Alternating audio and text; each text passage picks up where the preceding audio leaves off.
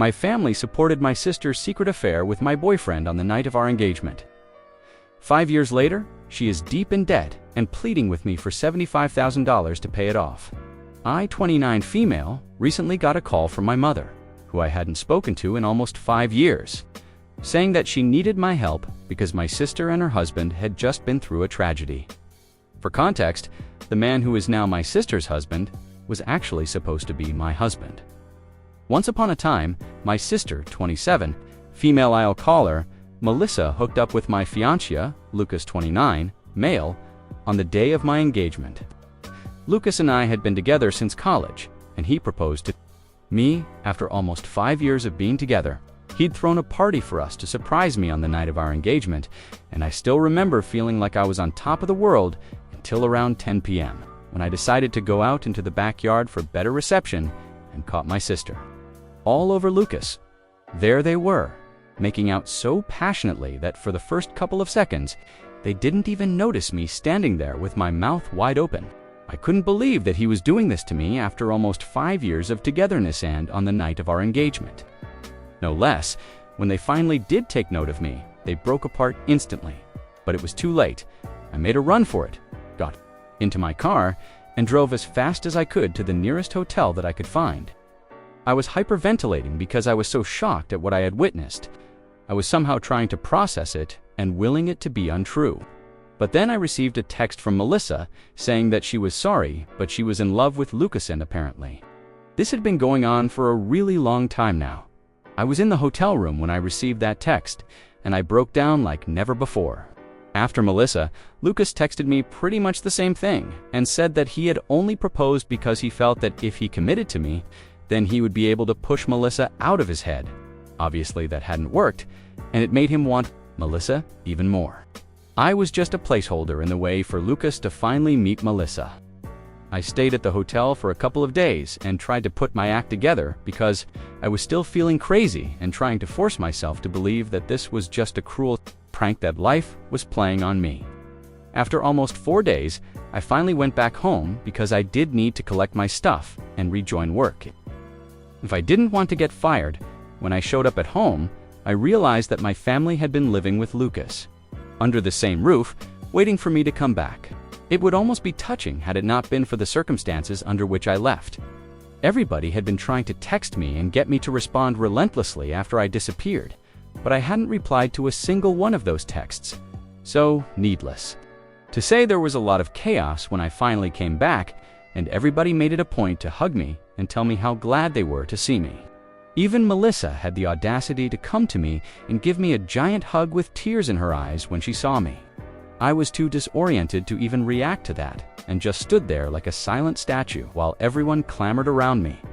Then, finally, once everybody had calmed down, I cleared my throat and told them that I was back only to take my things and move out for good. Lucas had just been standing there without a word up until that point, but when I said that I was going to move out, he announced that there was no need for me to leave because he'd already packed his stuff and was going to move in with Melissa, since now everything was out in the open anyway. My family, my parents, and my aunt, my dad's younger sister, who has lived in the same house ever since her husband passed away, actually had wide smiles on their faces, even though there was nothing to smile about, at least not according to me. Melissa was standing beside Lucas in an awkward side hug and looking at me very sadly, but still smiling. I couldn't take it anymore and decided to ask my family what the heck they were even smiling about, because as far as I was concerned, Melissa had just broken up my engagement and stolen my boyfriend of almost 5 years. There was really nothing very funny or sweet about this. My mother chose to speak up at that point and told me that they couldn't go back in time and change the past, but they could accept the future, and they knew that the future had Melissa and Lucas together in it, and they did feel sorry about it. But they also wanted me to understand and accept that this was for the best. Melissa said that she was very sorry for taking my boyfriend away from me, but she couldn't help falling in love with him. She wished that she could have told me earlier and I didn't have to find out this way. But apparently, they were madly in love and wanted to spend their lives with each other. Then the two of them kissed right in front of me, and my mother had the audacity to even wipe a tear from her eye. I snapped and told them that this wasn't supposed to be sentimental or emotional, and that what they were doing was disgusting.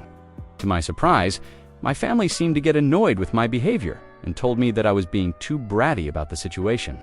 Instead of being happy for my sister, I was making this all about myself, and they didn't approve of my behavior. I was stunned by their attitude about this, and I told them all to get the heck out of my house that very moment. I couldn't, for the life of me, understand how they were defending what Melissa and Lucas had done while making me out to be the bad guy and acting as though I was overreacting. My father intervened and told me not to act like a child because these things happen and I should take it in my stride. He wanted me to celebrate that my sister had finally found her soulmate instead of being jealous of her. They were literally all acting insane, and I couldn't deal with it anymore. So I just said, screw it, went into my room, packed some of my things, and left yet again without even speaking to them or waiting to hear them out even, as they called out my name and told me not to go. I really didn't have anything left to say to them because it was very clear to me that they cared more about Melissa and her happiness than about me or even about what was right and wrong. They were so caught up in trying to justify what Melissa had done that they completely forgot that I was also a human being with real feelings as well. After that day, my family tried to contact me several times, but I never responded to them because I didn't think that I owed it to them. A couple of weeks later, I even received an invitation to Melissa and Lucas's wedding, which I declined obviously.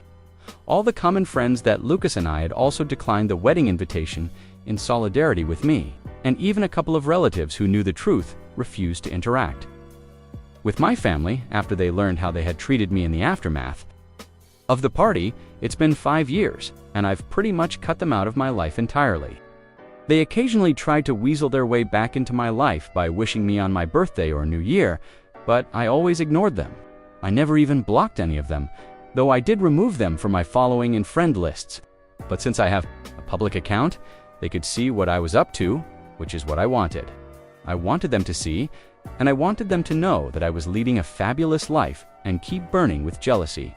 It was petty, but it was the least I could do after how they screwed me over. Up until recently, I barely even had a clue of what they'd been up to in the last couple of years. My mother called me about 4 days ago from a number that I didn't have saved. When I answered the call and realized that it was my mom on the other end, I immediately tried to hang up, but she begged me desperately for one chance to talk to me because, apparently, they were in dire need of help. I agreed to talk to her for just a couple of minutes, but only because she sounded so upset, and my humanity didn't allow me to turn my back on her at that moment. She told me that Melissa and Lucas had started a business of their own a couple of years ago, but it was failing badly, and their investors were all backing out because they were failing to make any profit at all. So they borrowed more money, but even that didn't help their business, and now they were neck deep in debt, and the loan sharks were all after them. They were being hounded by everyone from their employees to their investors and the people. They had borrowed money from. My mother knew that I lived a luxurious lifestyle and could afford to help them out, so she had turned to me as a last resort and was begging me to help them out by loaning them some money so they could pay off their debts. And it was no small amount either that she was asking me for. It was almost $75,000 that she wanted me to give her so she could help Melissa and Lucas out. I asked her why Melissa wasn't calling me if she needed help and why she was making my mother speak to me on her behalf. So my mother told me that Melissa and Lucas didn't even know that she was coming to me for help, as they had given her strict instructions not to approach me because I guess we all still remember exactly what happened 5 years ago. Melissa didn't want me to know any of this and wasn't ready to take help from me. But my mother didn't know anybody else who would have that kind of money and would give it to them at the drop of a hat. A couple of months had already passed, and Melissa and Lucas were struggling to even put food on the table. My parents were helping them all they could, and even Lucas's family was trying to give them all that they possibly could, but it was just not enough, and even they had to be able to support themselves in the future. So it was impossible for them to just give away all the money that they'd saved over the years, especially because most of my family was retired, and so were Lucas's parents. And that's why my mother, with no other options left, had called me to request me for help. Now, I could afford to help them out, but I really didn't want to. Melissa was right for not contacting me to ask for help. They'd lost the right to make any demands of me the day that they cheated on me. I told my mother that I couldn't help them, and even if I could, I wouldn't dot. My mother sounded very upset and told me that I was being cruel and that I needed to think about my family. I told her that Melissa and Lucas hadn't thought about me when they had that affair, and neither did my family think about me while they were supporting the two of them so right now. There was no need for me to think about them either. I'd worked hard to get to the position where I am today, and I wasn't about to just go and drop $75K onto people who didn't even deserve it. My mother then began to cry on the phone and told me that she had never expected me to grow up to be so selfish and… Update 1. My mother claimed that my sister and her husband would end up in big trouble if I didn't help them out. I said that it was just too bad, but I couldn't help them and I hung up. Since then, my mother has been sending me several texts every hour, begging me to reconsider and think about my sister for once. She said that this was not the time for petty revenge, and that the trouble Melissa was in was very serious. So if I didn't help her now, I really would regret it in the future. She's being crazy, and I don't understand what to say to her, because I don't want to feel like the bad guy here either, for not helping my sister out financially after she stole my fiancé's shoes years ago. Update 1 continued. So, I finally blocked my family.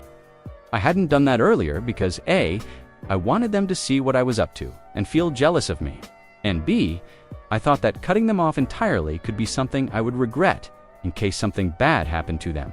But I don't really care now. I should have removed them 5 years ago. I don't understand why I even kept them around for so long. That was what was petty of me. Refusing to help my sister out now isn't petty, it's just the logical thing to do. They'd already wasted tons and tons of money. And I'm sure that even if I give them the money right now, they won't be able to repay it. And $75,000 is a pretty big amount. I might be well off, but that doesn't mean I can just drop that sort of money and not expect it back. If this was a close friend of mine who I was helping, I still would expect that money back. And here, these are neither people who are close to me nor my loved ones, nor can I expect them to pay me back? So, there's really no reason for me to help them out. It's as simple as that. I told a couple of my friends about this too, to get their opinion on it, and they agreed that I'd done the right thing by refusing to give them the money, not even out of a feeling of revenge, but mostly because it was completely impractical and stupid to even expect me to help them when they were the ones who had screwed me over in the past. But anyway, my mother is blocked now, and she can't contact me to guilt trip me anymore, so I have nothing to worry about. Update 2. Hi guys, so something really big happened today. I was at work when I received a call from my neighbor saying that there was a couple outside of my house who were screaming for me to come out and talk to them.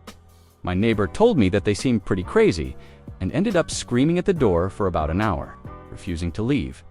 I asked her for a description of them, but in my heart, I already knew who it was. She told me how they looked, and it just confirmed that I was indeed going to run into Melissa and Lucas when I got back home. My neighbor told me that I needed to come back and deal with this because she didn't think that these two were up to any good. I agreed. When it was Melissa and Lucas that we were talking about, they could never be up to any good.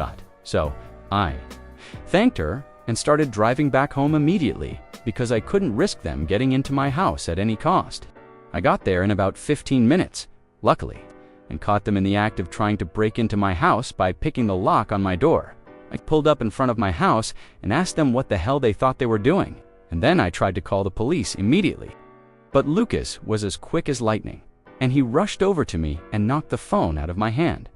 Melissa also walked over to me and told me that they were here just to talk, and they didn't want anything from Anat at the moment, at least. I told them to make it quick, and also said that they shouldn't expect me to invite them inside.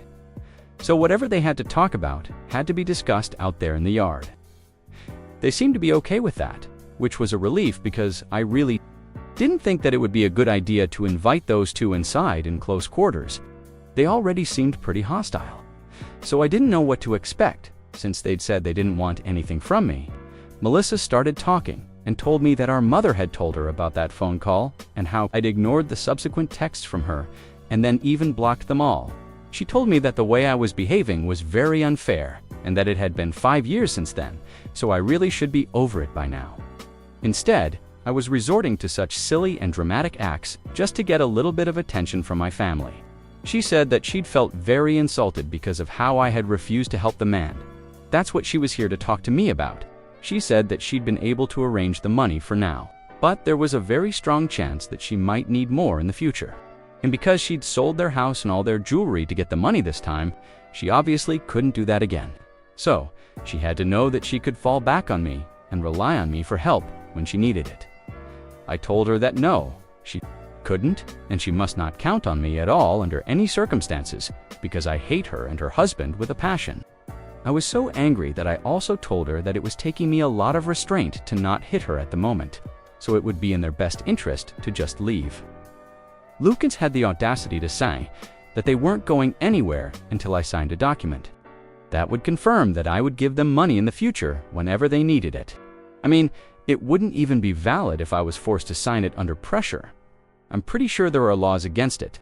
And also, they must be insane if they update to continued actually thought that they could manipulate me into signing something like that. I told both of them to get the hell out, and Melissa pushed me, saying that I had to help them because apparently I owed this to them since they were family, and I couldn't just run away from my responsibilities like this.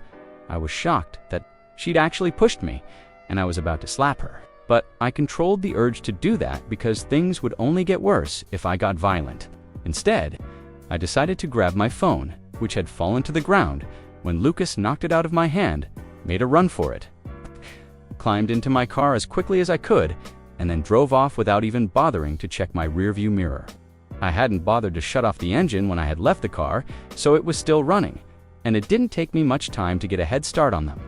Obviously, they were not stupid enough to chase after me on foot, so they just waited there at my house, which was pretty unfortunate. As soon as I was a safe distance away from them, I decided to call the police and tell them what was going on.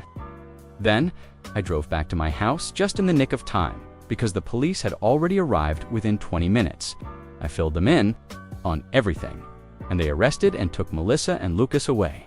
I knew that the charges weren't that serious, and they would get off pretty easily. But it was still worth it because at least they were taken away, and I didn't have to waste any more of my time with them. It's been a couple of hours since then, and I haven't heard from anyone in my family, which is strange because I'd figured out that by now, at least one of them would have tried to contact me from some other number, but they haven't. So I'm guessing that they're either just over everything and aren't going to try and get under my skin again, or they're just waiting it out and biding their time so they can contact me later when things are a little less tense. Update 3.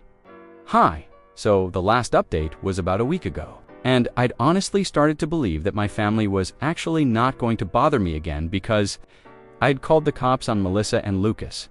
But I was wrong, Evan. That didn't stop them from disturbing me yet again, and this time, it was my parents who showed up at my house, asking me if they could speak to me for a moment. This happened yesterday, and they seemed a lot less cocky and arrogant compared to Melissa and Lucas. So I let them in. My mother started crying pretty much as soon as she entered the house, and told me how sorry she was that she'd ever taken Melissa's side over mine. My father told me that after they learned of Melissa and Lucas being arrested because of their behavior and also that they had physically pushed me, they couldn't bring themselves to look at them the same way, and had decided that they were going to cut them off. My mother continued to cry throughout the time that she was here, while my father explained that they were apologetic for siding with Melissa in the past, when it was actually me who was the victim. While I said that I did appreciate them for finally coming to their senses, right now, it was too little and too late for things to get better. I was used to living my life on my own terms now, and I didn't want to go back to putting my family before myself. So, as much as I appreciated their visit and apology to me, I really couldn't promise them that I would work on this relationship, because I just didn't feel that there was any point in trying to salvage an already ruined relationship, even if it is with my parents. They protested a little at that point and said that we could fix this if we wanted to, but that was exactly where the problem was. I didn't want to anymore. I just wanted to be by myself, that's all. And I told them I respected their efforts, but I was done here. They seemed a little disappointed, but eventually they left and asked me if I could at least unblock them so they could keep in touch. I have unblocked my parents, which feels weird. But yeah, I guess that's it. Here are my thoughts on the story.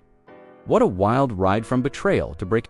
While part of me wants to applaud OP for standing her ground, another part wonders if karma just delivered the world's pettiest mic drop. The sister and ex-fiancé didn't just burn bridges, they napalmed them. then showed up years later expecting a financial life raft.